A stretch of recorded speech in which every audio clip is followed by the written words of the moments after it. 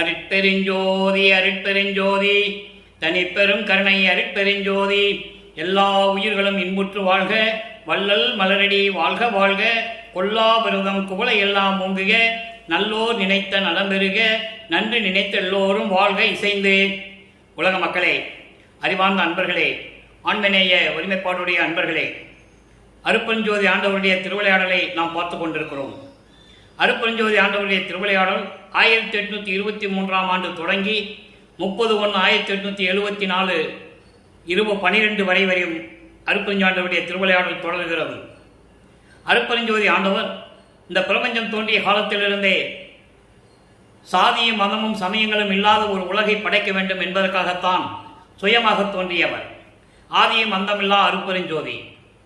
இந்த நிலைகள் மாறும்போது இந்த 4 யுகங்களிலுமே கிரேதயுகம், திரேதயுகம், துவார யுகம், கலியுகம், இந்த 4 யுகங்களிலுமே சமயங்களும் மார்க்கங்களும் உருவாகிவிட்டன.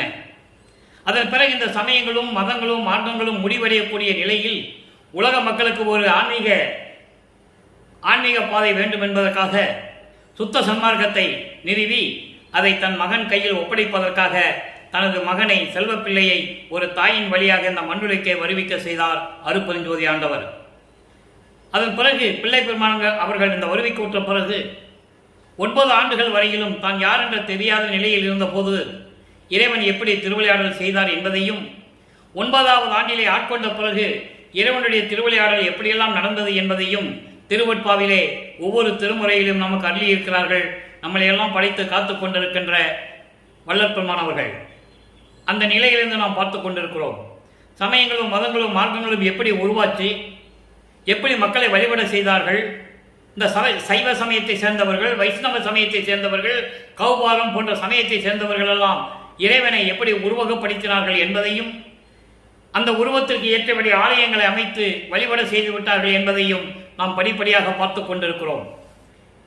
சமயங்களும் மதங்களும் மார்க்கங்களும் முடியக்கூடிய காலகட்டங்களில் சுத்த சன்மார்க்கத்தை பெற்ற பிறகு வல்லற்பெருமானவர்கள் இறைவன் அருட்பெருஞ்சோதி ஆண்டவர் என்பதையும், எப்படியெல்லாம் அருளை பெற்றுக் கொண்டார் என்பதையும் ஒவ்வொரு திருமுறையிலிருந்தும், ஒவ்வொரு பதிகத்திலிருந்தும், ஒவ்வொரு பாடலிலிருந்தும் நாம் பார்த்து கொண்டிருக்கிறோம். வல்லற்பெருமானவர்கள் வருவிக்க உற்று 8 ஆண்டுகள் வரையிலும் தான் யார் என்ற தெரியாத நிலையில் இருந்து கொண்டிருக்கிறார்கள். அதன் பிறகு பிள்ளை பெருமான் 9வது ஆண்டிலே அடியெடுத்து வைக்கும் போது அருட்பெருஞ்சோதி அருட்பெருஞ்சோதி ஆண்டவர் ஆட்கொண்டு, நீ என்னுடைய மகன், உன்னை நான் வருவிக்க செய்திருக்கிறேன் இந்த மண்ணுலகத்திலே என்று சொல்லிவிட்டு மறைந்து விடுகிறார். அதன் பிறகு ஏற்பட்ட நிலைகள் என்ன? திருவருள் முறையீடு என்ற பதிகத்திலே 1ஆம் திருமுறையிலே இருக்கின்ற பாடலுடைய ஒவ்வொரு பாடலுடைய விளக்கத்தை நாம் பார்த்து கொண்டிருக்கிறோம். இன்று 46வது பாடல். இதுவரையிலும் அருட்பெருஞ்சோதி ஆண்டவருடைய திருவிளையாடலை 45 பதிவுகளில் பார்த்திருக்கிறோம். இன்று 46வது பதிவு. ஒவ்வொரு திருமுறையிலிருந்தும் அந்தந்த காலகட்டங்களில் எப்படி அருட்பெருஞ்சோதி ஆண்டவர் திருவிளையாடல் செய்தார் என்பதை பார்த்து கொண்டிருக்கிறோம். நல்ல கவனிங்க. திருவருள் முறையீடு 46வது பாடல். அவரே இறைவனால் வருவிக்க உற்றவன் என்ற நிலை தெரிந்து விடுகிறது. வெளியே யார்கிட்டையும் சொல்ல முடியாது. அப்போ அவருடைய மனநிலை எப்படி இருக்கும் கொஞ்சம் நீங்க யோசனை பண்ணி பார்க்கணும்.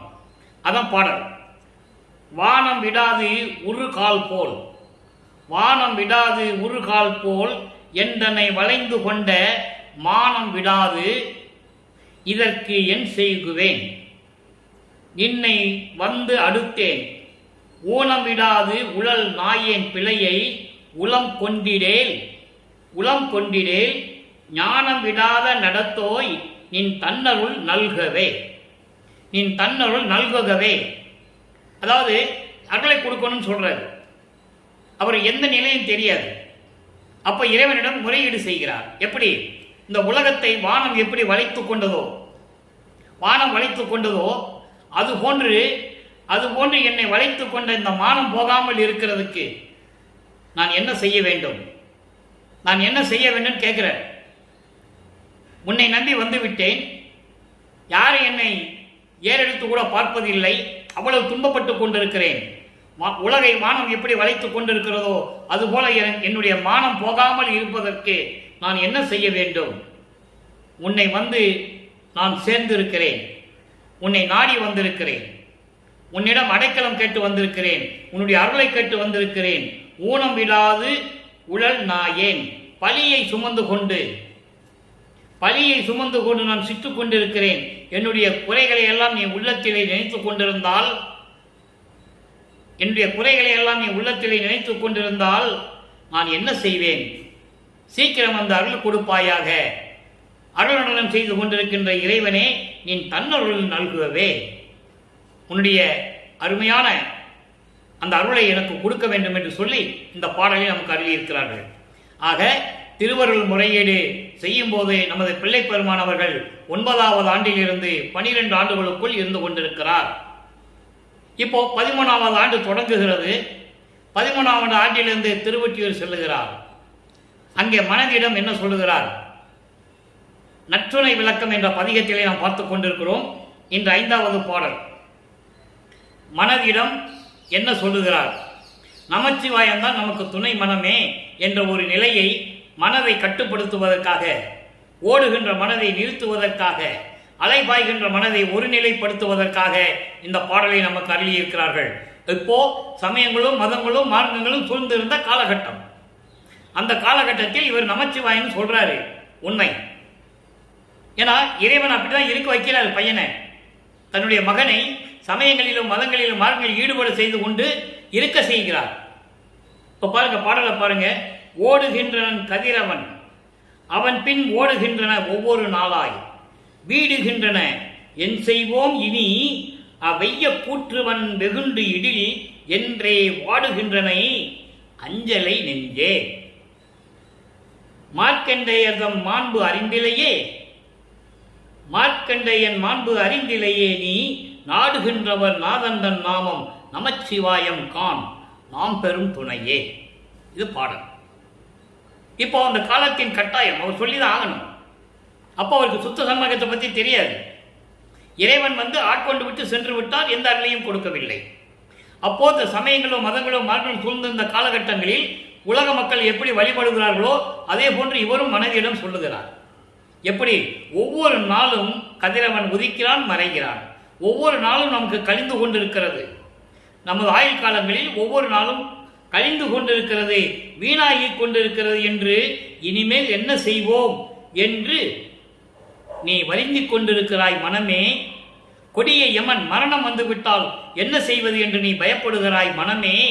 பயப்படாதே, நீ இனிமேல் பயப்படாதே. மார்க்கண்டேயனுடைய வரலாறு உனக்கு தெரியாதா? யமன் மார்க்கண்டேயனை பிடிக்க வரும்போது மார்க்கண்டேயன் சிவபெருமானை இருக்க கட்டியா பிடிச்சிக்கிட்டான். யமனால ஒன்றும் செய்ய முடியல. அந்த வரலாறு உனக்கு தெரியாதா? அதுபோல நீயும் நமச்சிவாயம் என்று சொல்லி இறைவனை பிடித்துக்கொள், அவர்தான் நமக்கு துணை, நமச்சிவாயம் தான் நமக்கு துணை என்று மனதிடம் சொல்லுகிறார். இது 2ஆம் திருமுறை உருவாகிறது. இப்ப மனதிடம் சொல்லியாச்சு, திருவருள் முறையீடு செஞ்சாச்சு, மனதிடம் திருவொற்றியூரில் சொல்லியாச்சு. அதுக்கப்புறம் இரங்கல் மாலை 3ஆம் திருமுறை உருவாகிறது. 3ஆம் திருமுறை திருவிழா வியப்பு. 3ஆம் திருமுறை திருவிழா வியப்பு. திருவிழா வியப்பு என்பது திருவொற்றியூரிலே தியாகராஜ பெருமான் திருவிழா வீதி வரும்போது இவர் மனம் என்ன செய்கிறது? அந்த பாடலிலே சொல்லுகிறார். 5வது பாடல். செல்லும் தென்கடல் தெல்லமுது அணையார், செல்லும் தென்கடல் தெல்லமுது அணையார், தியாகர் என்னும் ஓர் திருப்பெயரார், கொள்ளும் தன் பொழில் சூழ் ஒற்றியனார், கோல பவனி என்றார், நான் எழுந்து இங்கு அவிழ்ந்த கலை புனைந்து அங்கு யோகம் முன் என்னை விடுத்தே அழுந்து நெஞ்சம் விழுந்து கூத்தாடி அவர் முன் சென்றதுவே. இது பாடல். அதாவது முதல்ல திருவொற்றியூரை சொல்றார். எப்படி? நீர்நிலைகள் நிறைந்த அழகாக இருக்கின்ற அந்த திருவொற்றியூரிலே இருக்கின்ற அமுதம் போன்ற இறைவன், தியாகர் என்னும் திருப்பெயர் கொண்ட இறைவன், பொழில் சூழ் ஒற்றியுள்ள திருவொற்றியூரில் இருக்கின்ற இறைவன், அவர் திருவிழா வீதி வருவார் என்று மக்கள் சொன்னார்கள். நான் எழுந்து எனது அவிழ்ந்த ஆடையை சரி செய்வதற்கு முன்னால் என் மனம் என்னை விட்டு எழுந்து கூத்தாடி ஆனந்தமாக என்னை விட்டு சென்று அவர் முன் நின்றது. அப்போ இவர் எவ்வளவு தூரம் இறைவன் மீது காதல் கொண்டுள்ளார் என்பதை இந்த பாடலிலே நமக்கு அருளியிருக்கிறார்கள். மனம் இவரை விட்டு சென்று விட்டது. இது 3ஆம் திருமுறை வரைக்கும் உருவாகிறது. அதாவது 24 ஆண்டுகள் வரைக்கும் 13வது ஆண்டு தொடங்கி 24 ஆண்டுகள் வரைக்கும் வருவிக்க உற்று 24 ஆண்டுகள் வரைக்கும் இதே நிலைதான் நமது பிள்ளை பெருமான் அவர்களுக்கு நீடித்துக் கொண்டிருக்கிறது. அடுத்து 4ஆம் திருமுறை உருவாகிறது. அன்பு மாலை. அன்பு மாலை 4ஆம் திருமுறை உருவாகும் போது எப்படி இறைவன் இவர் முன்னால் காட்சி கொடுத்து அருளை கொடுக்கிறார் என்பதை பார்க்க போகிறோம். 2வது பாடல். அன்பர்களே, நான் ஒவ்வொரு பாடலையும் சொல்லி ஏன் இந்த விளக்கம் தருகிறேன் என்றால், இறைவனுடைய திருவிளையாடல் எப்படியெல்லாம் நடந்தது என்பதை நீங்கள் புரிந்து கொள்ள வேண்டும். யாரும் இதுவரைக்கும் சொல்லலை, பொதுப்படையாக பேசுவார்கள். ஆனால் ஒரு பாடலை சொல்லி அந்த பாடலில் இருக்கிற விளக்கத்தை சொல்லி இதனால் இறைவன் எப்படியெல்லாம் அருளை கொடுத்தார், எப்படி காட்சி கொடுத்தார், திருவிளையாடல் எப்படி நடந்தது என்பதை உலக மக்களுக்கு தெரிவிக்க வேண்டும். திருவருட்பாவிலே அவ்வளவு அருமையான அற்புதமான நிகழ்வுகளெல்லாம் இருந்து கொண்டிருக்கிறது. நிறையணிந்த சிவகாமி நேயா நிறை ஒளியே நித்த பரிபூரணமாம் சுத்த சிவவெளியே. இதற்கு முன்னால் 3 திருமுறை வரைக்கும் நீங்கள் நல்லா கவனிச்சிட்டே வந்தீங்கன்னா தெரியும். தினமும் பதிவை பார்க்கணும். நமச்சிவாயன் சொல்லுவார், சிவாயனமன் சொல்லுவார், திருவொற்றியூரில் இருக்கின்ற இறைவன் சொல்லுவார், இறைவனை உருவகப்படுத்துவார். கங்கையை சுமந்தவன், பாம்பை கழுத்தில் அணிந்து கொண்டவர், இப்படியெல்லாம் சொல்லிக்கிட்டே வருவார். 4ஆம் திருமுறை வரும்போது இதெல்லாம் இருக்காது. ஏன்னா ஆண்டுகள் கடந்து விட்டது, இறைவன் ஆட்கொள்ளுகிறார். அப்போ இந்த நிலை எப்படி உருவாகிறது? இப்பவும் அவர் சுத்த சன்மார்க்கத்தை வாங்கலை, ஆனால் இறைவன் அருளை கொடுத்துக்கிட்டு இருக்காரு. ஒவ்வொரு பாடலிலும் நம்ம பார்த்துக்கிட்டு இருக்கோம். நித்த பூரணமாம் சுத்த சிவவெளியே கரையணிந்த களத்து அரசே கண்ணுடைய கரும்பே கற்கண்டே கனியே என் கண்ணே கண்மணியே. இறைவனை அவ்வளவு காதல் கொண்டு அன்போடு அழைத்துக் கொண்டிருக்கிறார். பிறையணிந்த முடிமலையே பெருங்கருணை கடலே பெரியவரெல்லாம் வணங்கும் பெரிய பரம்பொருளே குறையணிந்து திரிகின்றேன் குறைகளெல்லாம் தவிர்த்தே குற்றமெல்லாம் குணமாக கொள்வது என் குணமே. இது பாடல். இப்ப அந்த பாடலுடைய விளக்கம் பாருங்க. பரிபூரணமாக பண்பு கொண்ட சிவகாமி வள்ளியின் காதலனே, சிவகாமி வள்ளியின் கணவனே, நிறை ஒளியே, பரிபூரணமாக பிரபஞ்சத்தில் முழுவதும் ஒளி வீசிக் கொண்டிருக்கின்ற இறைவனே, நித்த பூரணமாம் சுத்த சிவவெளியே, அழிவில்லாத பரிபூரணமான சுத்த சிவவெளியில் இருக்கின்ற இறைவனே, கரையணிந்த கழுத்து அரசே, விஷமுண்டு அதை கழுத்திலே நிறுத்திக் கொண்ட இறைவனே, கண்ணுடைய கரும்பே, நெற்றிக்கண்ணுடைய இறைவனே, கற்கண்டே கனியே என் கண்ணே கண்மணியே. பிறையணிந்த முடிமலையே, பிறை சந்திரனை சடைமுடியில் சூடிக்கொண்ட இறைவனே, பெரும் கருணை கடலே, பெரியவரெல்லாம் வணங்கும் பெரிய பரம்பொருளே. பெரியவர்கள் என்பது பதத்தலைவர்கள், முனிவர்கள், ரிஷிகள், விண்ணோர்கள், இவர்களெல்லாம் வணங்கக்கூடிய பரம்பொருளான இறைவன் என்று சொல்லுகிறார். பதத்தலைவர்கள் பிரம்மன், திருமால், ருத்திரன், மகேஸ்வரன், சதாசிவம். இங்கே பதத்தலைவர்கள் வணங்கக்கூடிய இறைவன் என்று சொல்லுவார். சுத்த சன்மார்க்கத்தை பெற்ற பிறகு இந்த பதத்தலைவர்கள் எல்லாம் என்னை வணங்குகிறார்கள் என்று சொல்லுவார். அந்த பாடலை நம்ம பார்க்க போறோம். அதனால தான் நீங்க கவனிச்சுக்கிட்டே வரணும். எப்படி அருளை பெற்றுக் கொண்டார் என்பதை உங்களுக்கு தெரியணும் இல்லை? அப்போ பெரியவர் எல்லாம் வணங்கும் பெரிய பரம்பொருளே, குறையணிந்து திரிகின்றேன், குற்றங்களை சுமந்து கொண்டு திரிந்து கொண்டிருக்கின்றேன், சமயங்களிலும் மதங்களிலும் மார்க்கங்களில் இருந்து கொண்டு நான் தெரியாமல் செய்த பிழைகளை எல்லாம் குற்றங்களை எல்லாம் சுமந்து கொண்டு தெரிந்து கொண்டிருக்கிறேன், துன்பப்பட்டு கொண்டிருக்கிறேன். குறைகளெல்லாம் தவிர்த்து இந்த சமய மத மார்க்கங்களுடைய தடைகளை எல்லாம் நீக்கி, குற்றங்களை எல்லாம் நீக்கி என்னை குணமாக எடுத்துக்கொள்ள வேண்டும். குற்றமெல்லாம் குணமாக கொள்வது உன்னுடைய குணம்தானே என்று சொல்லுவார்.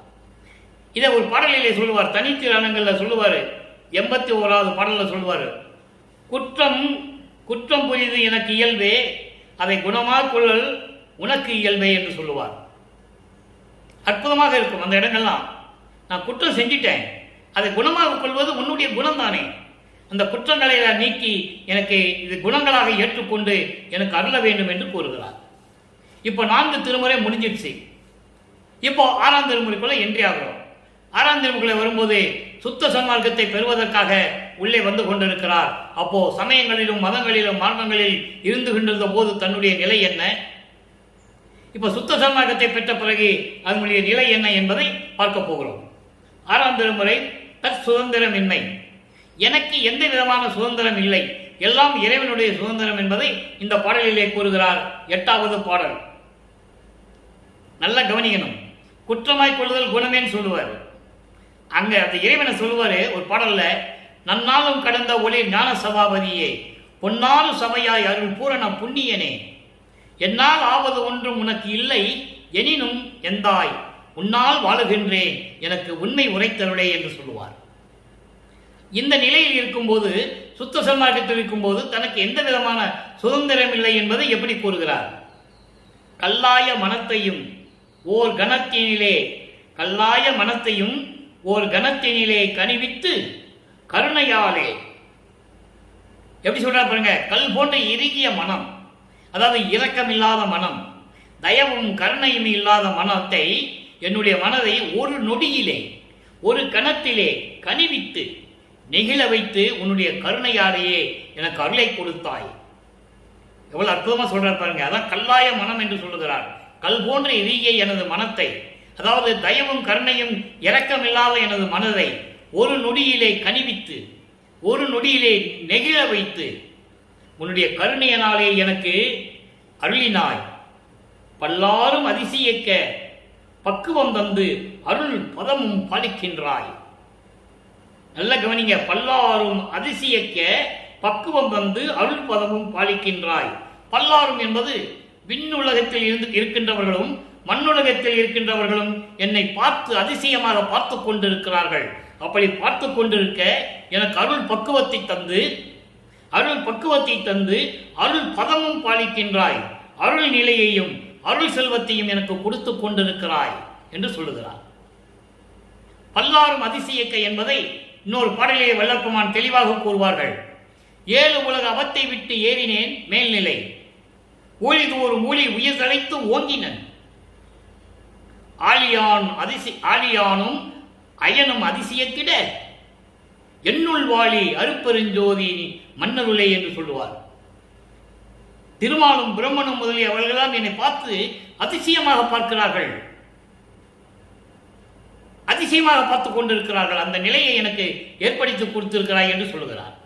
அவங்க சொல்றாரு, பல்லாரும் அதிசயிக்க பக்குவம் தந்து அருள் பதமும் பாலிக்கின்றாய். அருள் நிலையையும் அருள் செல்வங்களையும் கொடுத்து கொண்டிருக்கிறாய். எல்லாம் செய்ய வல்லோய் சிற்றம்பலத்தை ஆடல் இருகின்றாய். சிற்றம்பலம் சிற்றபையிலே அருளுடனும் செய்து கொண்டிருக்கிறாய்.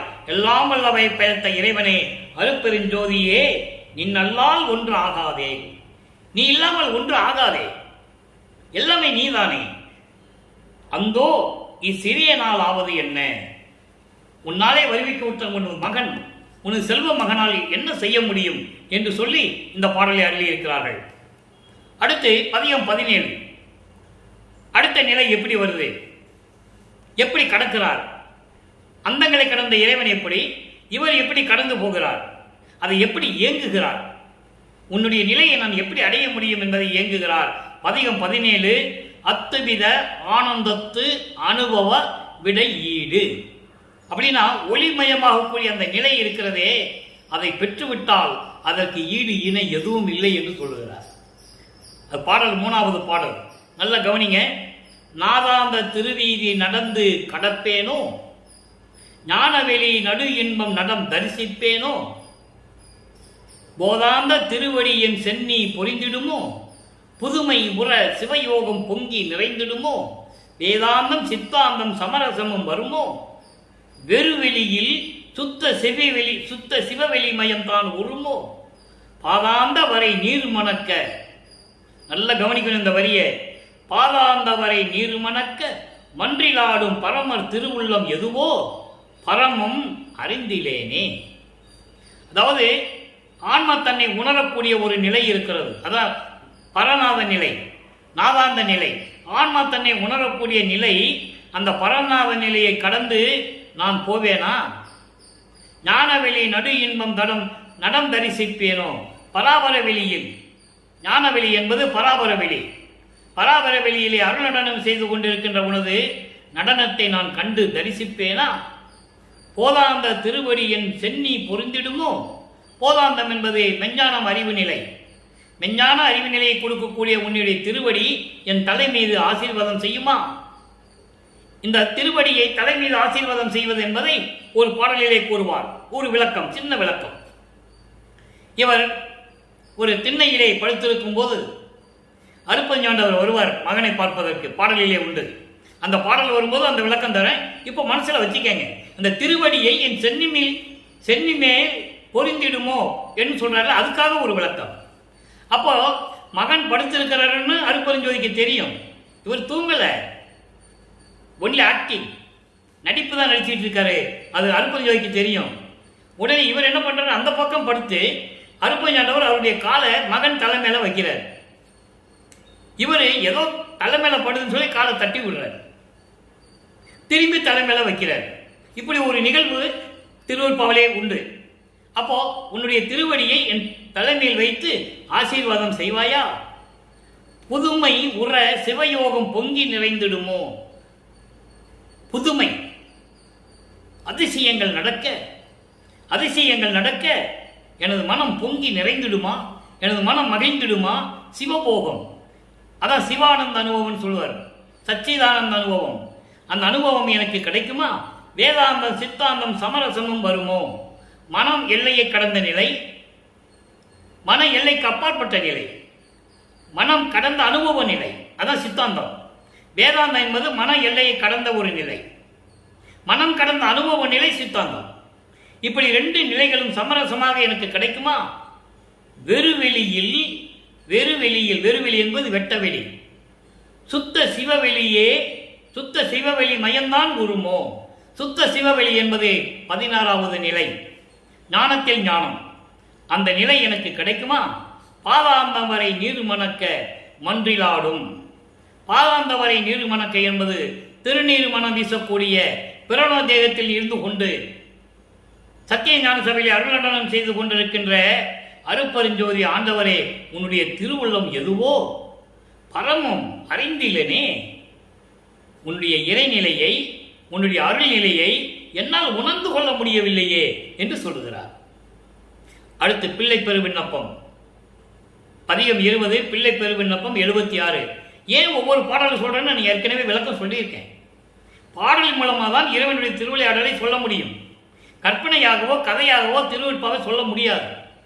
மற்ற புராணங்களை மாதிரியோ காவியங்களை மாதிரியெல்லாம் திருவிற்பாவை சொல்ல முடியாது. பாடலோடு சொல்ல வேண்டும். அதற்காக தான் வல்லப்பமானவர்கள் நமக்கு இந்த திருவிற்பாவை அருளி இருக்கிறார்கள் என்பதை நான் பதிவு செய்ய கடமைப்பட்டிருக்கிறேன். பிள்ளை பெருவிண்ணப்பம் பாருங்க. ஐயா, நான் ஆடும் பருவத்தில் தானே அடுத்த நல் நேயனோடு, அப்பா பொய் உலகு ஆசை எனக்கு இல்லை, உனக்கு என் புகழ் என அவனும் அங்கு இசைந்தே மெய்யுற துறப்போம் என்று போய் நின்று மெய்யொருள் மீட்டிட மீண்டேன் துய்யா நின் உள்ளம் அறிந்ததே எந்தாய் இன்று நான் சொல்வது என்னே. இது பாடல். இந்த பாடலுடைய விளக்கம், நமது பிள்ளைப்பெருமான் அவர்கள் சிறு பருவத்திலே தெருவிலே விளையாடி கொண்டிருக்கும் போது ஒரு சிறுவனோடு இருந்து கொண்டிருக்கிறார். அவனது நண்பன் என்று வைத்துக் கொள்ளலாம், அதான் நேயன் என்று சொல்லுகிறார். நட்போடு இருக்கக்கூடிய ஒரு சிறுவன் ஒரு நண்பனோடு விளையாடி கொண்டிருக்கும் போது இவர் சொல்லுகிறார், நண்பனே, நான் போய் இறைவனிடம் போய் இந்த பொய் உலகான அந்த ஆசைகள் எல்லாம் எனக்கு தேவையில்லை என்று நம்ம போய் இறைவனிடம் சொல்லுவோம் என்று சொல்லி உன்னிடம் வந்தோம். அதான் மீட்டிட மீண்டோம், பெற்றிட வந்தோம். உன்னுடைய அருளை பெறுவதற்காக, இதை சொல்லுவதற்காக, உன்னிடம் சொல்லுவதற்காக அங்க வந்தோம்னு சொல்றாரு. அதை இங்க சொல்றாரு, நான் ஆடும் பருவத்தில் தானே 9வது ஆண்டில் நீ என்னை ஆட்கொண்ட பிறகு நானும் எனது நண்பனும், நல்ல நண்பன் என்று சொல்லுகிறார், நல்ல நண்பனோடு நானும் அவனும் உன்னிடம் வந்தோம். அப்பா இறைவனே, எனக்கு பொய் உலகில் ஆசை இல்லை, இந்த உலக விடயங்கள் மேல் எனக்கு ஆசை இல்லை, பொய்யான உலக வாழ்க்கையில் எனக்கு ஆசை இல்லை, மண்ணாசை பெண்ணாசை பொன்னாசை என்ற ஆசைகள் எல்லாம் எனக்கு இல்லை என்று உன்னிடம் சொல்லுவதற்காக நானும் அவனும் விரும்பி, அதான் சொல்றாரு, உனக்கு என் புகழ் என அவனும் அங்கு இசைந்தே, நானும் அவனும் உன்னிடம் சொல்லுவதற்காக 2 பேருமே விரும்பி உன்னிடம் வந்து சொன்னோம். அந்த உறுதியை எடுத்துக் கொள்வதற்காக இனிமேல் எனக்கு உலக மேல் இந்த பொய் உலக மேல் ஆசை இல்லை என்று நான் உறுதி எடுத்துக் கொள்வதற்காக நானும் எனது நண்பனும் உன்னிடம் வந்தோம். மெய்யுற துறப்போம் என்று போய் உண்மையாகவே இந்த ஆசைகளை விட்டு விடுவோம் என்று சொல்லி உன்னிடம் சொல்லுவதற்காக நாங்கள் அங்கே வந்தோம். உன்னிடம் இருந்து அருளை பெற்றிட வேண்டும் என்பதற்காகவே வந்தோம். அடுத்து துய்யா. துய்யா என்பது சுத்த சன்மார்க்கத்தின் தலைவனே, தூய்மையானவனே என்று பொருள். சுத்த சன்மார்க்கத்தின் தலைவனே, நீ உள்ளம் அறிந்ததே, இதெல்லாம் உனக்கு தெரியுமே. எந்தாய் தாய் உள்ளம் கொண்ட இறைவனே, இதெல்லாம் உனக்கு தெரியாதா? இன்று நான் சொல்லுவது என்ன? இப்ப நான் என்ன சொல்றது? இதுக்கு ஏற்கனவே உனக்கு தெரியும். பொய் உலகமையில் எனக்கு ஆசை இல்லை என்பது உனக்கு தெரியும். இருந்தாலும் ஆடும் பருவத்திலே நீ ஆட்கொண்ட பிறகு, 9வது ஆண்டிலே ஆட்கொண்ட பிறகு, நானும் எனது நண்பனும், ஒரு நல்ல நண்பனும் உன்னிடம் உண்மையாகவே இதை விட்டு விடுவோம் என்று சொல்லி உன்னிடம் சொல்லுவதற்காக நாங்கள் அங்கே வந்தோம். உன்னுடைய அருளை பெறுவதற்காக விரும்பி வந்தோம். சுத்த சன்மார்க்க தலைவனே, இது உன் திருவுள்ளம் அறிந்தது தானே, இப்ப நான் சொல்லுவதில் என்ன இருக்கிறது என்று சொல்லி இந்த விண்ணப்பத்தை வைக்கிறார். அடுத்து பாருங்க, பதிவு 110 தனித்திரு அலங்கள் 45வது பாடல். ஒரு அற்புதமான பாடல். எப்படியெல்லாம் இறைவனுடைய அருளை பெற்றுக் கொண்டார். எல்லா உலகமும் என் வசம் ஆயின. எல்லா உலகங்கள், எத்தனையோ உலகங்கள் இருக்கின்றன. குறிப்பாக சொல்ல வேண்டும் என்றால் பிரம்மன், திருமால், ருத்திரன், மகேஸ்வரன், சதாசிவனுடைய உலகங்கள், சத்தியலோகங்கள், இந்திரலோகம், இப்படி நிறைய உலகங்கள் இருக்கின்றன. எல்லா உலகங்களும் என் வசம் ஆயின. ஏன்னா 5 தொழிலையும் படைக்கக்கூடிய தகுதியை தன் மகனுக்கு அளித்து விட்டார். 5 தொழில் நீ செய் மகனே என்று சொல்லுவார். இது முன்னால் பிரம்மன், திருமால், ருத்திரன் இவங்க 5 பேரும் செய்த தொழிலை நீ செய் என்று சொல்லுவார். ஆக்கி அளித்தல் முதலாம் தொழில் ஓர் 5ஐயும் தேக்கி அமுது நீ செய் என்றான். 5 தொழிலையும் நீயே செய்து கொள். தெல்லமுதம் அளித்தாய், என்னை தூக்கி எடுத்தான் அணைத்தான் சிற்றம்பலத்தரசன் என்று சொல்லுவார். அப்படிப்பட்ட நிலையை இங்கு சொல்லுகிறார். எல்லா உலகமும் என் வசம் ஆயின, எல்லா உயிர்களும் என் உயிர் ஆயின என்றால் படைக்கும் தொழிலை செய்து கொண்டிருக்கிறார். அதனால் எல்லா உயிர்களையும் படைத்தது வள்ளல் பெருமான். அப்போ எல்லா உயிர்களும் என் உயிர் ஆயின, எல்லா ஞானமும் என் ஞானம் ஆயின, எல்லா வித்தையும் என் வித்தை ஆயின. நான் செய்கின்ற இறைவனுடைய எல்லா செயல்களும் என் செயலாகிவிட்டது. எல்லா போகமும் என் போகமாயின, எல்லா இன்பமும் என் இன்பமாயின.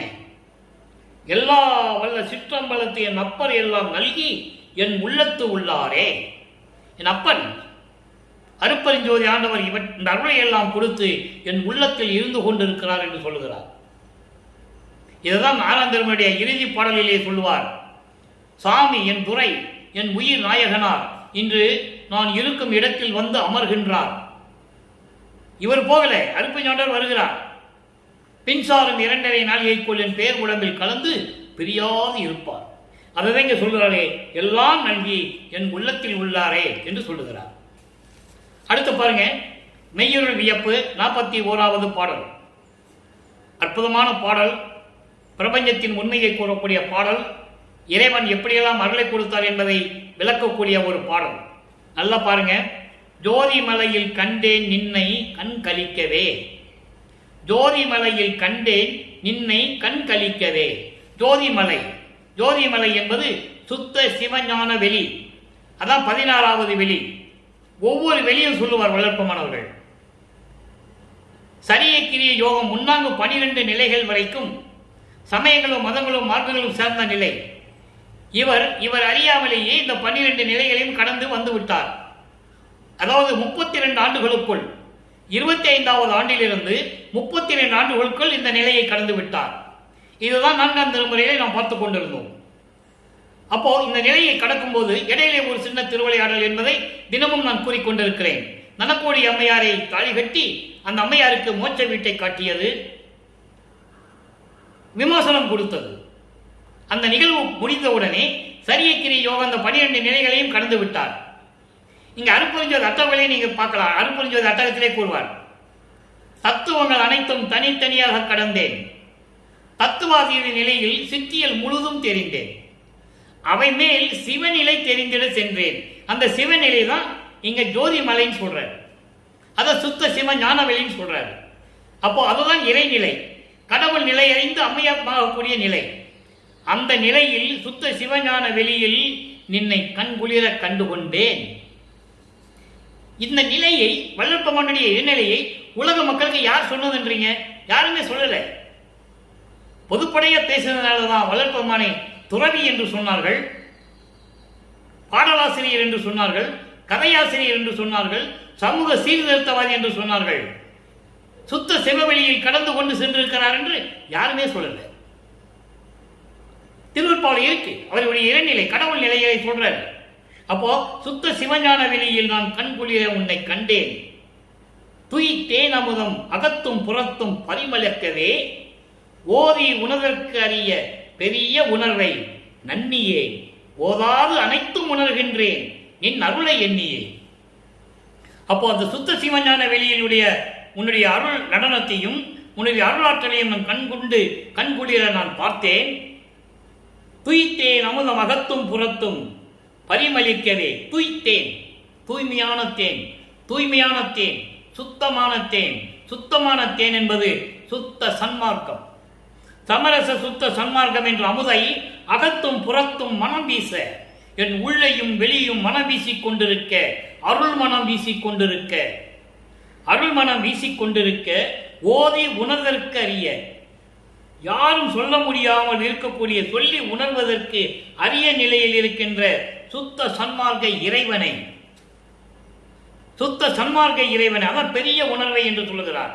சுத்த சன்மார்க்க இறைவனை நன்னியே, அவனோடு நிலையாக இருக்க வேண்டும் என்பதற்காக நான் சித்த சிவஞான வெளியிலே இறைவனை கண்டுகொண்டேன். ஓதாது அனைத்தும், யாரும் சொல்லாமலும் படிக்காமலும் அறிந்து கொள்ளுகின்றேன் நின் அருளை எண்ணியே. நீ அருளை கொடுத்து விட்டாய், உன் அருளை எண்ணி எண்ணி நான் வியந்து கொண்டிருக்கிறேன். அத தெளிவா ஒரு பாடல சொல்லுவாரு. இவரை பார்த்து எப்படியெல்லாம் அதிசயப்படுகிறாள் என்று சொல்லுவார். அடியனாக்கி பிள்ளையாக்கி நேயனாக்கியே, அடியனாக்கி கொண்டாய் என்னை அவலம் நீக்கியே. அடியனாக்கி பிள்ளையாக்கி நேயனாக்கி, அடிகளாக்கி கொண்டாய் அவலம் நீக்கியே. படியுளோரும் வானுளோரும் இதை நோக்கியே, பதியும் ஓரவாரான் என்பான் பரிவு தேக்கியே. எல்லாமே அதிசயமா பார்க்கிறாங்க. இந்த பிரபஞ்சம் தோன்றிய காலத்திலிருந்தே அருட்பெருஞ்சோதி ஆண்டவரும் அடியனாக இருந்தவர். அந்த அடியனுக்கு செல்வப்பிள்ளை என்று பெயரிட்டு மகனாக வளர்த்துக் கொண்டிருக்கிறார். அந்த மகனை இந்த மண்ணுக்கு வருவிக்க செய்து பிள்ளையாக்குகிறார். ஒரு தாய்க்கு பிள்ளையாக்குகிறார். அதன் பிறகு உயிர்களுக்கு நேயனாக்குகிறார். எப்போ? சுத்த சன்மார்க்கத்தை பெற்ற பிறகு. அதன் பிறகு அடிகளாக்கி கொண்டாய் என்னை அவலம் நீக்கியே. அடிகளாக்கி கொண்டாய் என்பது இறைவன் இரண்டோட கலந்து கொள்ளுவது. அவன்தான் அடிகளார், அவன்தான் அடிகளார்னு சொல்லணும். இறைவன் அவரோட இரண்டரை கலந்து கொள்ளணும், இறைவனாக்கணும். அவன்தான் அடிகளார். அவரோடு இறைவன் இரண்டரை கலந்து இருக்க வேண்டும். பாட்டு பாடி அருளை பெறுவது அடிகளார் அல்ல. இறைவன் இரண்டரை கலந்து கொள்ள வேண்டும். அவன்தான் அடிகளார். என்னை அடிகளாக்கி கொண்டாய் அவலம் நீக்கியே. அவலம் என்பது 7 பிறப்புகளுடைய அவலம். ஊர்வன, பரப்பன, உருவன, நடப்பன. தேவர்கள், அசுரர்கள், மனிதர்கள். இந்த 7 வகையான பிறப்பு இறப்புகள் இந்த அந்த அவலத்தை நீக்கி என்னோடு கலந்து நீ அடிகளாக்கி கொண்டாய் என்னை. படிவுள்ளோரும் வானுள்ளோரும் இதனை நோக்கியே. படிவுள்ளோர்னா மண்ணுலகத்தில் இருக்கின்றவர்கள், வானுள்ளோர்னா விண்ணுலகத்தில் இருக்கின்றவர்கள். எல்லாரும் இதை பார்த்து அதிசயமாக பார்க்கிறார்கள். எப்படி? பதியும் ஓரவாரான் என்பார் பரிவு தேக்கியே. கடவுளுக்கு கூட ஓரவஞ்சனை இருக்கிறது, தன் மகனுக்கே எல்லாமே கொடுத்து கொண்டிருக்கிறார் என்று பரிதாபமாக பார்த்து கொண்டிருக்கிறார்கள் என்று சொல்லுவார்.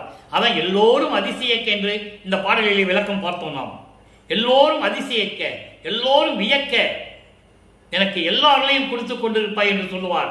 அந்த பாடலுக்கு இங்கு ஒரு விளக்கம் இருக்கிறது. அப்படி இறைநிலையில் இருக்கின்றவர் வள்ளல் பெருமான். இப்ப பாருங்க, அப்படி ஓதாது யாரும் சொல்லாமலும் படிக்காமலும் அறிந்து கொள்ளுகின்ற உணர்வை எனக்கு கொடுத்து கொண்டிருக்கிறாய். நின் அருளை எண்ணியே நான் இதெல்லாம் நடந்து கொண்டிருக்கிறேன் என்று சொல்லி இந்த பாடலை அருளியிருக்கிறார்கள். அடுத்து பாருங்க, சிவ சிவ ஜோதி பதிகம் 118 32வது பாடல். நல்லா கவனிங்க. சுத்த சிவமய ஜோதி, என்னை ஜோதி மணிமுடி சூட்டிய ஜோதி, சத்தியமாம் பெருஞ்சோதி, நானே தானாகி ஆள தயவு செய்த ஜோதி. எளிமையான பாடல், அவ்வளவு பிரபஞ்சத்தின் உண்மைகள். இங்க பாருங்க, சுத்த சிவமய ஜோதி, அதான் சுத்த சிவஞான வெளியில் இருக்கின்ற அருட்பெருஞ்சோதி, என்னை ஜோதிமணி முடிசூட்டிய ஜோதி. ஜோதி மணிமுடி சூட்டிய ஜோதி என்பது திரு அருள் செங்கோலாட்சி கொடுத்த அருட்பெருஞ்சோதி. திரு அருள் செங்கோலாட்சி செலுத்துவோம் என்று சொல்லுவார். செலுத்துவோம் என்று ஏன் சொன்னார்? செலுத்துவோம் என்றால் இறைவன் என்னுடன் இருக்கிறார், அதனால் அவருடைய கட்டளைப்படி நான் இந்த பிரபஞ்சத்தை இயக்கிக் கொண்டிருக்கிறேன் என்று சொல்லுகிறார். நான் ஆட்சி செய்து கொண்டிருக்கிறேன் என்று சொல்லுகிறார். அதான் சொல்றாரு, ஜோதி மணிமுடி சூட்டிய ஜோதி, எனக்கு மணிமுடி சூட்டி மகுடம் தரித்து திரு அருள் செங்கோல் கொடுத்த அருட்பெருஞ்சோதி, சத்தியமாம் பெருஞ்சோதி, இயற்கை உண்மை விளக்க கடவுளாகிய அருட்பெருஞ்சோதி. அதான் சத்தியமாம் ஜோதி, இயற்கை உண்மை விளக்க கடவுள் என்று சொல்லுவார். பேருபதேசத்திலே விளப்பமானவர்கள் அருளி இருக்கிறார்கள், உலக மக்களே, இயற்கை உண்மை விளக்க கடவுளாகிய அருட்பெருஞ்சோதி தான் உண்மையான கடவுள் என்று தெரிந்து கொள்ளாமல் இருக்கின்றீர்களே, உங்கள் நிலையை பார்த்து நான் பரிதாபப்படுகிறேன் என்று சொல்லுவார். அந்த நிலையில் இருக்கின்ற இயற்கை உண்மை விளக்க கடவுளாகிய அருட்பெருஞ்சோதி நானே தானாகி, நானே தானாகி என்பது நான் இறைவனாகி, அருட்பெருஞ்சோதி ஆண்டவராகி, இந்த பிரபஞ்சத்தை இயக்கக்கூடிய தயவை கொடுத்த அருளை கொடுத்த ஜோதி அருட்பெருஞ்சோதி என்று சொல்லுவார். அதை பாடலிலே அருமாக சொல்லுவார். நான் அடிக்கடி இந்த பாடலை கூறுவதுண்டு, தனித்திரு அளவிலே உண்டு. நான் தானானான், தான் நான் ஆனான், நானும் தானும் ஆனோம், ஒன்றானோம், தேனானான், தெல்லமுதாய் தித்தித்து நிற்கின்றான், வானானான் ஞானமன்றில் ஆடுகின்றான், கோணானான் எண்ணுள் குழாவுகின்ற கோமானை. அற்புதமாக சொல்லுவார். ஆக இறைநிலையை அடைந்து விட்டார், அருட்பெருஞ்சோதியை திரு அருள் செங்கோல் வெற்றியை பெற்றுக்கொண்டார். எல்லோரும் இவரை வணந்து வாலி என்று என்னை வந்து மால் அயன் ஆதியோர் அருள் பேர் ஆளி என்று துதித்து ஏத்த புரிந்தாய். அற்புதம், நீடூடி வாலி என்று அன்றே சாகா வரமும் உவந்தளித்தாய், வாலி மன்றோங்கும் அருட்பெருஞ்சோதி என் மன்னருளே என்று சொல்லுவார். பிரம்மனும் திருமாலும் ருத்திரனும் இவர் சுத்த சன்மார்க்கத்தை பெற்ற பிறகு, இறைவனான பிறகு 5 தொழிலையும் செய்து கொண்டு பிரபஞ்சத்தை இயக்கிக் கொண்டிருக்கும் போது மாணவர்கள் எல்லாம் வந்து இவரை வாழ்த்துகிறார்கள். பிரம்மன் முதல் திருமால் அத்தனை பேரும் வந்து வணங்குகிறார்கள். இந்த நிலையை எனக்கு கொடுத்து விட்டாய், அவர்களுக்கு முன்னால் எனக்கு சாகா கல்வியையும் சாகா வரத்தையும் கொடுத்து விட்டாய். சாகா கல்வியை கொடுத்ததை அற்புதமாக சொல்லுவார். மெய்யர் வியப்பிலே உண்டு. நாகாதிபனும் நான்முகனும் நாராயணனும் நறுமுறும் எனவே தெளிவா சொல்லுவார். நறுமுறும் எனவே ஞான அமுதம் அளித்தாய், ஆணும் உண்டு துண்ணவே சாகா கலையை பயிற்று தந்த தயவை சாற்றரு கருதே என்று சொல்லுவார். எல்லாருமே எனக்கு சாகா கல்வியை கொடுத்ததை அவ்வளவு கோபமாக பார்த்து கொண்டிருக்கிறார்கள். ஞான அமுதத்தை கொடுத்து, சுத்த சன்மார்க்கத்தை கொடுத்து, சாகா வரத்தை கொடுத்து, சாகா கல்வியையும் எனக்கு கற்றுக் கொடுத்து விட்டாய் என்று சொல்லுகிறார். சாகா கல்வியை கற்பதற்காகத்தான் இவர் வெளிகளை கடந்து சென்று கொண்டிருக்கிறார். அதை தெளிவாக அனுபவ மாலையிலே சொல்லுவார். 93வது பாடலிலே சரியை நிலை 4ம் ஒரு கிரியை நிலை 4ம் தனி யோக நிலை 4ம் தனித்தனியாக கடந்தேன். முன்னாங்க 12 சமயங்களிலும் மதங்களிலும் மார்க்கங்களில் இருக்கும்போது இந்த 12 நிலைகளையும் நான் தனித்தனியாக கடந்தேன். உரிய சுத்த சிவ ஞான நிலை 4ம், அந்த ஞான நிலை 4 என்பது ஞான சரியை, ஞான கிரியை, ஞானத்தில் யோகம், ஞானத்தில் ஞானம். உரிய சுத்த சிவ ஞான நிலை 4ம் அருள் ஒளியால் ஒன்று ஒன்றாய் அறிந்தேன். அததான் சின்னம்பிடியில சொல்லுவார். பன்மார்க்கம் கடந்தேன் என்று சின்னம்பிடி, 12 மேல் நின்று சின்னம்பிடி. 12 மேல் என்பது 13வது நிலை, அதுதான் ஞான சரியே, அதுதான் மரணமில்லா பெருவாழ்வு. அங்கதான் சுத்த சன்மார்க்கம் தொடங்குது. சமயங்களிலும் மதங்களிலும் மார்க்கங்களில் கூறப்பட்ட எந்த விதமான சங்கற்ப விகற்பங்கள் இல்லாத ஒரு மார்க்கம், இறைவனை நேரடியாக அனுபவக்கூடிய ஒரு மார்க்கம், இறைவனுடைய அருளை பெறுவதற்காக ஏற்படுத்தப்பட்ட, இறைவனால் ஏற்படுத்தப்பட்ட சுத்த சன்மார்க்கம். இடத்தரகர்கள் கிடையாது, எந்த வழிபாடுகள் சங்கற்ப விகற்பங்கள் கிடையாது. மொட்டை போடுறது, காது குத்துறது, அபிஷேகம் பண்றது, அர்ச்சனை பண்றது, அந்த நிலைகள் எல்லாம் இல்லை. இது தனி மார்க்கம். சமயங்களிலும் மதங்களிலும் மார்க்கங்களிலும் சாராமல் இருக்கின்ற ஒரு மார்க்கம், நேரடியாக வரக்கூடிய மார்க்கம். அங்க இருந்துட்டு தான் வரணும்னு அவசியம் இல்லை. மக்களை திசை திருப்புகிறார்கள். பழப்பமான அங்க இருந்தாரு, திருவொற்றியூர்லாம் போனாரு, போனது உண்மைதான், ஏன் போனாருன்னு சொல்லணும் இல்லை. அப்போ சுத்த சன்மார்க்கம் என்பது எதையும் எந்த மார்க்கத்தையும் சாராத மார்க்கம் என்பதை நான் பதிவு செய்ய கடமைப்பட்டிருக்கிறேன். அப்போ இந்த நிலையில் இருந்து கொண்டு சுத்த சன்மார்க்கத்தில் இருந்து கொண்டு இறை வழிபாடு செய்ய வேண்டும், ஜோதி வழிபாடு. சுத்த சன்மார்க்கத்துடைய தலையாய கடமை, தலையாய ஒரு கொள்கை, உருவ வழிபாடை நீக்க வேண்டும், கொலையும் புலையும் தவிர்க்க வேண்டும். எந்த விதமான சமயங்களிலும் மதங்களிலும் மார்க்கங்களில் ஈடுபட்டு சங்கற்ப விகற்பங்களில் ஈடுபடக்கூடாது. அதனால்தான் பாட்டில் சொல்லுவார், 2ஆம் திருமுறை வரும்போது திருநூறு பூசணும்னு சொல்லுவார். நம்ம ஏற்கனவே பார்த்துருக்கோம் விளக்கத்தை. அது சமயங்களையும் மதங்களையும் மார்க்கங்களையும் சார்ந்து கொண்டிருந்து சிவாய நம என்று இடு நீரே அப்படின்னு சொல்லுவார். சுத்த சன்மார்க்கத்துக்கு வரும்போது அது தேவையில்லை என்று சொல்லுவார். அந்த விளக்கங்களையெல்லாம் நம்ம பார்த்துருக்கோம், இன்னும் நம்ம பார்க்க போறோம்னு நிறைய விளக்கங்கள் இருக்கு. ஆக இந்த நிலையில் இருந்து கொண்டு சுத்த சன்மார்க்கத்தில் இறைந்து நீங்கள் இறைவனை வணங்கி மகாமந்திரம் சொல்ல வேண்டும்.